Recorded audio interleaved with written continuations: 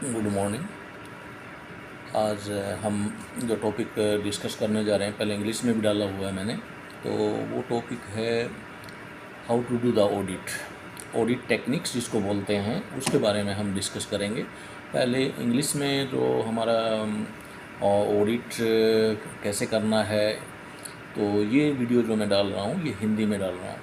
तो ऑडिट जो कोई भी डिपार्टमेंट का हो, किसी भी सेक्शन का हो, फाइनेंस सेक्शन हो या अपना मेंटेनेंस हो, कोई भी सेक्शन हो, उसका जब ऑडिट करते हैं तो उसमें टेक्निक्स होती हैं। सबसे पहले जो ऑडिटर है उसका ऑथराइजेशन दिया जाता है। क्वालिटी मैनेजर होता है, क्वालिटी एश्योरेंस मैनेजर बोलिए, क्वालिटी मैनेजर बोलिए, तो क्वालिटी कंट्रोल मैनेजर बोलिए। तो क्वालिटी जो मैनेजर है वो ऑथराइजेशन देता है, मतलब उसको ऑथराइज करता है ऑन हिज कॉम्पिटेंसी।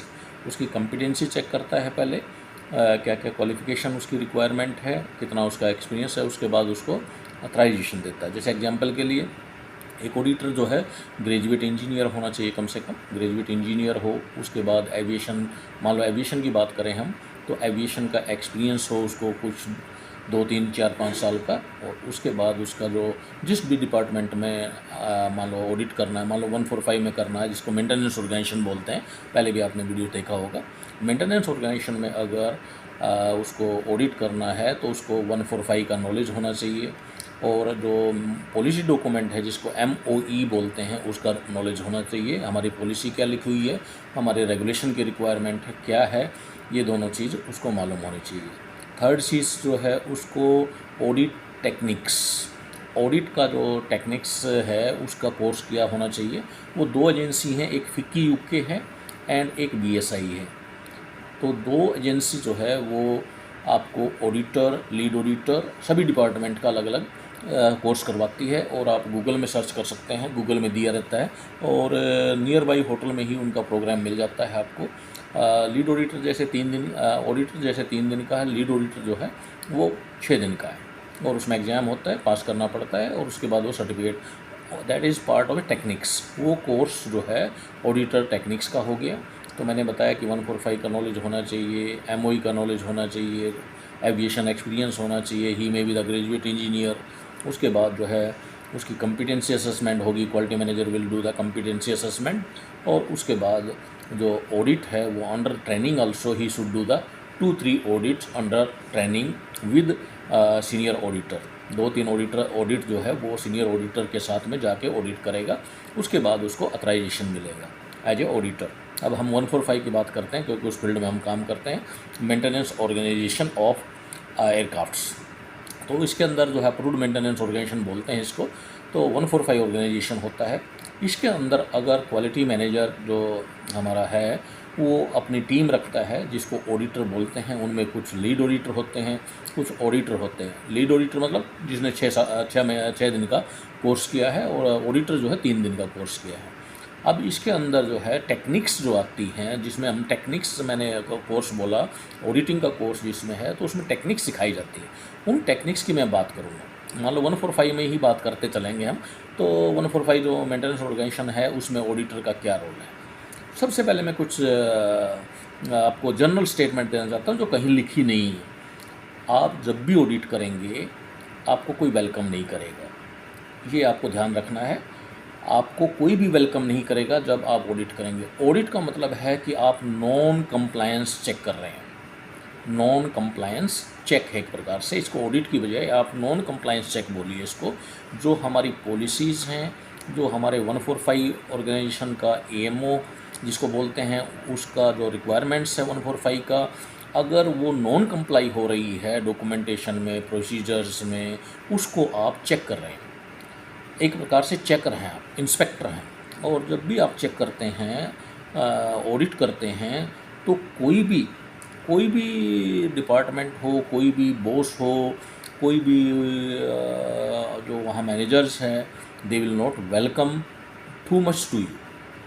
वो आपको वेलकम नहीं करेंगे। लेकिन आपको टेक्निक्स में सिखाया जाता है सबसे पहले you should have A patience. आपको पेशेंस रखना है, काम रहना है, शांत रहना है। ऑडिट के दौरान कोई सजेशन नहीं देना है।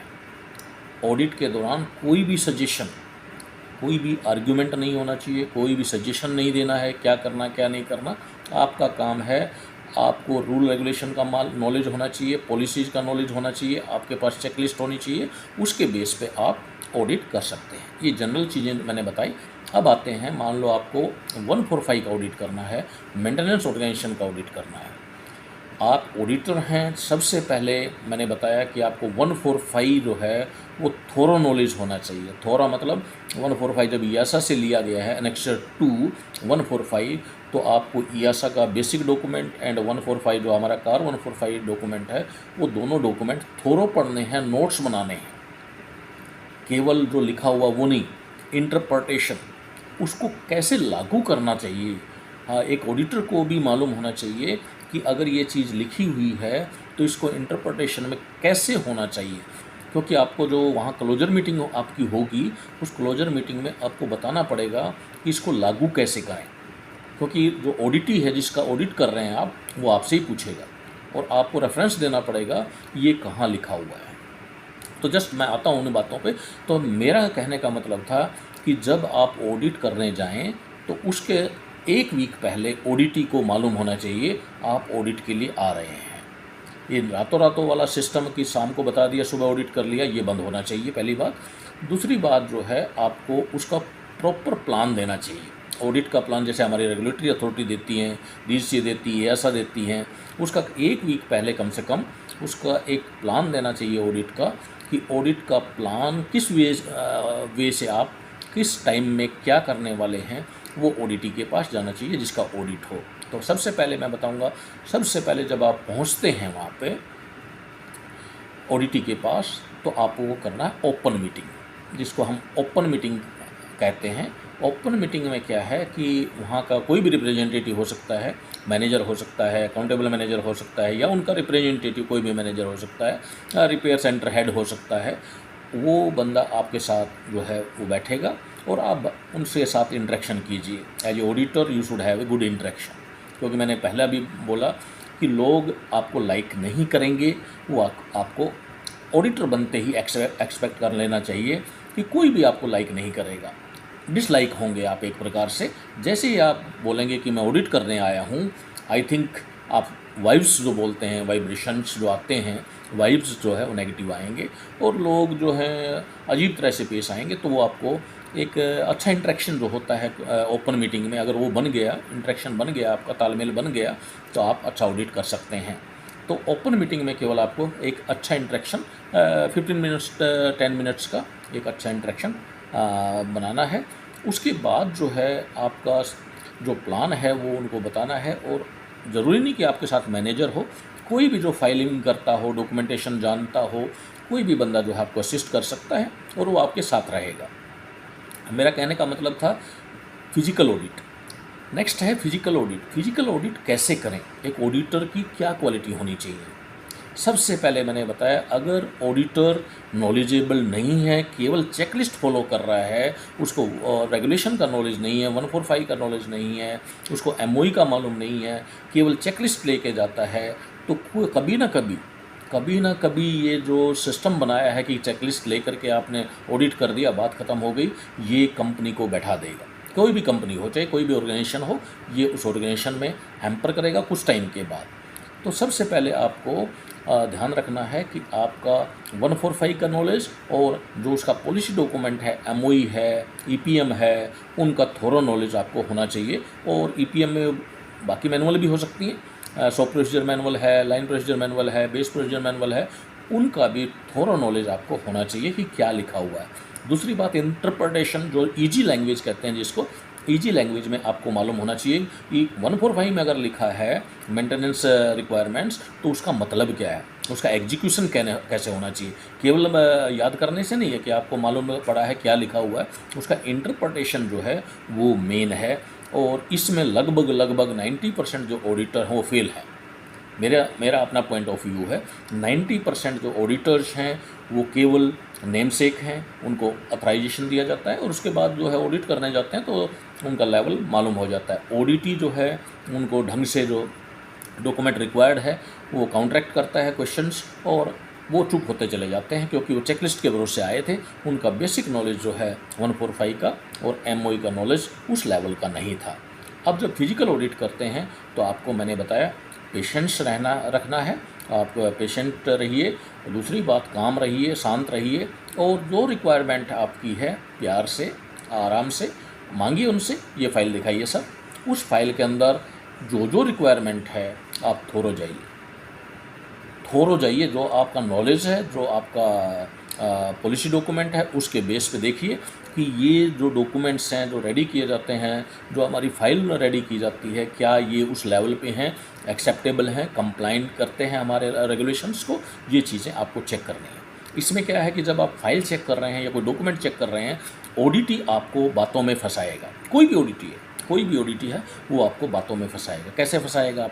आपसे पूछेगा सर आपका बेटा क्या काम कर रहा है, आपकी बेटी क्या काम कर रही है। नॉर्मली क्या होता है कि 50 की अराउंड जो एज होती है, ये हम अचीवमेंट समझते हैं कि हमारा बेटा मैनेजर है, बेटी मैनेजर है, हमारा बेटा इस लेवल पे है, बेटी इस लेवल पे है।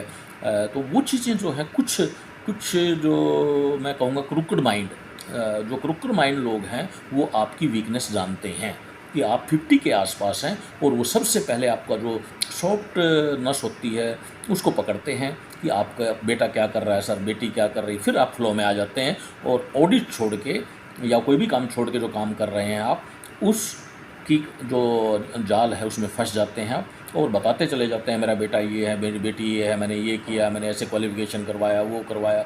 और जो मेन पर्पस था हमारा ऑडिट का, जिस पे ध्यान होना चाहिए था, वो ध्यान मिस हो जाता है किसी भी वजह से। लगाइए, ये साइकोलॉजिकल पॉइंट मैं बता रहा हूँ।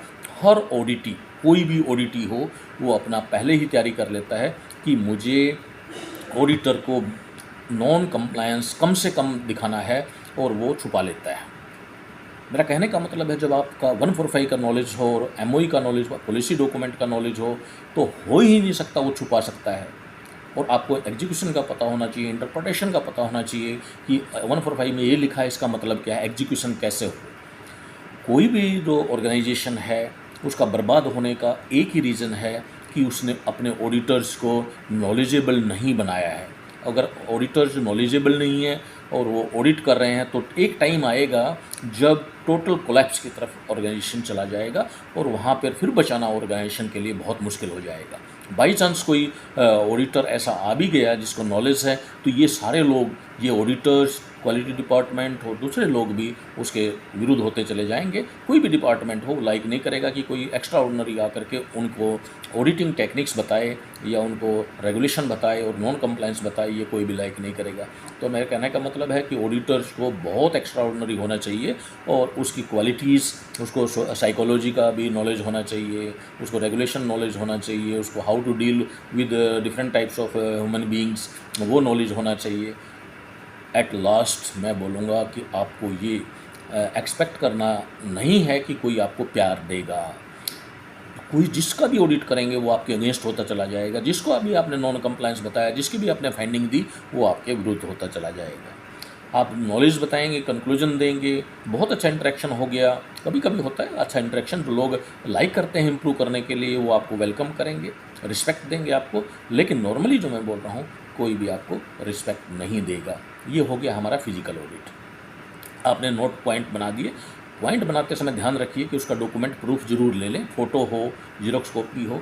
नेक्स्ट है आपका ऑडिट होने के बाद डे वाइज भी कर सकते हैं, और लास्ट डे जो है आपको क्लोजर मीटिंग करना है।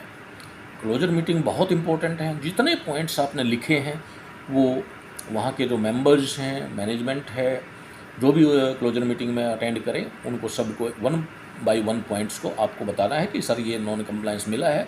और हो सकता है, मैंने बताया कि वो जो ऑडिटी है, ऑडिटी का स्टाफ है, वो आपसे पूछें कि सर ये पॉइंट आपने पॉइंट आउट किया है, इसको लागू कैसे किया जाए।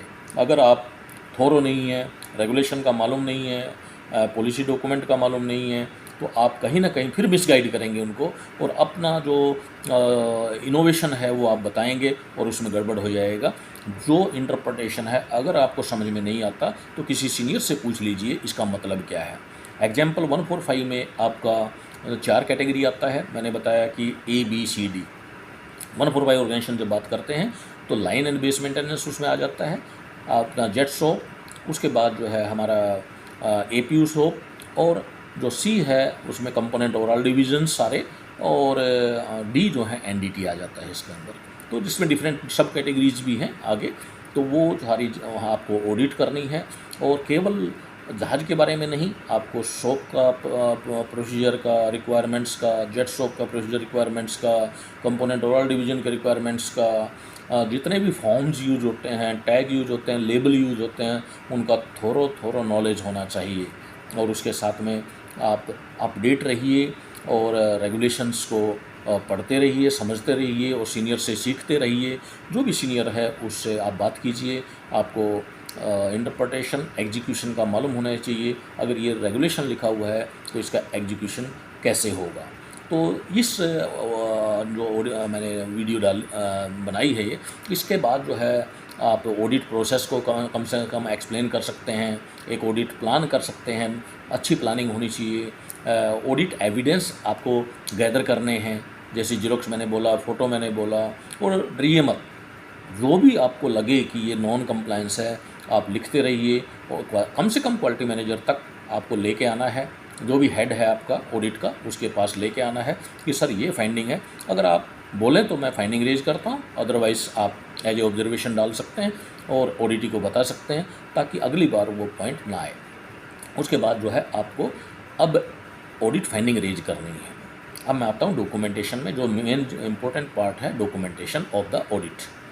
अब ऑडिटर को जो है 7 डेज़ का टाइम दिया जाता है एज पर रेगुलेशन। 7 दिन के अंदर वो अपने क्वालिटी मैनेजर से डिस्कस करके वो ऑडिट रिपोर्ट रेज करेगा, जिसको NCR भी बोलते हैं, DRC भी बोलते हैं। NCR non compliance report. तो नॉन कंप्लायंस रिपोर्ट में एक समरी रिपोर्ट है। उसके बाद आप लेवल उसको डिसाइड करेंगे, लेवल 1, लेवल 2। लेवल 1, लेवल 2 पे मैं नेक्स्ट वीडियो डालूंगा, लेवल 1 क्या है, लेवल 2 क्या है। तो लेवल 1 और लेवल 2 डिसाइड करने के बाद आप वो फाइंडिंग ऑडिटी को भेजेंगे। आपकी फाइंडिंग जो रेज की गई है उसमें रेफरेंस ज़रूर होना चाहिए 145 का और MOE का, otherwise auditee can have the right to refuse it, he will not accept it without reference. तो आपको रेफरेंस डालना है और रेफरेंस डाल करके वो जो फाइंडिंग्स है वो ऑडिटी के पास भेजनी है। अब ऑडिटी जो है उसको क्लोज करके आपके पास वापस भेजेगा, वो टारगेट डेट देगा, उसके बाद वो कंप्लाई करेगा, उसमें करेक्टिव एक्शन है, प्रिवेंटिव एक्शन है, उसके बाद आपको क्लोज करनी है, क्वालिटी मैनेजर फाइनल साइन करेगा। हाँ, यहाँ एक ध्यान रखना है, वो क्लोज करने के बाद भी एक कॉपी जो है वो ऑडिटी के पास जानी चाहिए, क्योंकि उसकी तब तक वो फाइंडिंग ओपन रहेगी।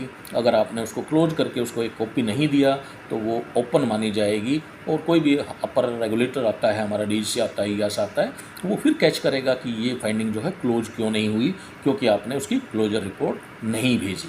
तो नेक्स्ट जो वीडियो होगी मेरी, वो ऑडिट जो है लेवल 1 क्या है, लेवल 2 क्या है, उसके ऊपर होगी।